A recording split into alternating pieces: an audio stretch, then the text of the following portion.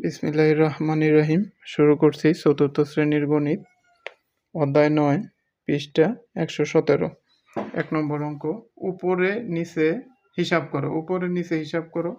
দেখো ৫ নম্বর বিয়োগ ৭ থেকে ৫ বাদ দিলে ২, ৪ থেকে ২ বাদ দিলে ২, এই দশমিক সোজাসুজি দশমিক দাও। ৫ থেকে ৩ বাদ দিলে ২, এটাই উত্তর। ৬ নম্বর অঙ্ক দেখো, এই জায়গায় তুমি শূন্য দিলেও চলবে, না দিলেও চলবে। ৬ এই জায়গায় দেখো উপরে কি আছে ২ আর নিচে আছে ৪। উপরের সংখ্যা ছোট হইলে আমরা ডান পাশে ১ ধরবো। ১ ধরে কত হইল ১২। ১২ থেকে ৪ বাদ দিলে ৮। ১ আই হলো কোন জায়গায়, এই ৩-এর সাথে যোগ হবে। ৩ আর ১ ৪, ৪ আছে ৮ হবে, ৪ হইলে এই দশমিক সোজাসুজি দশমিক।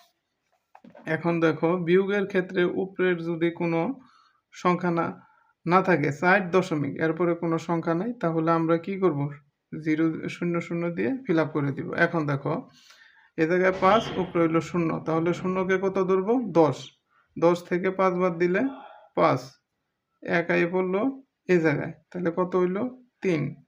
২ এর সাথে যোগ হবে ৩। ৩ আছে, এই শূন্যকে ধরতে হবে ১০, ৩ আছে ১০ হবে ৭ হইলে এই সোজাসুজি দশমিক।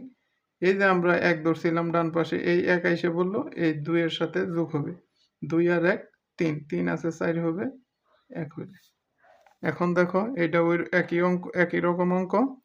২ কে ১২ ধরতে হবে, ৮ আছে ১২ হবে ৪ হইলে। ১ আই পড়লো এই জায়গায় ৫। ৫ থেকে ৫ বাদ দিলে ০। তারপর ৬ থেকে ৬ বাদ দিলে ০, এই সোজাসুজি দশমিক। ৭ থেকে ৬ বাদ দিলে ১। অঙ্কগুলো খুবই সহজ।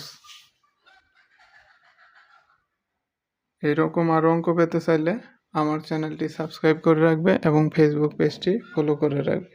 ধন্যবাদ সবাইকে।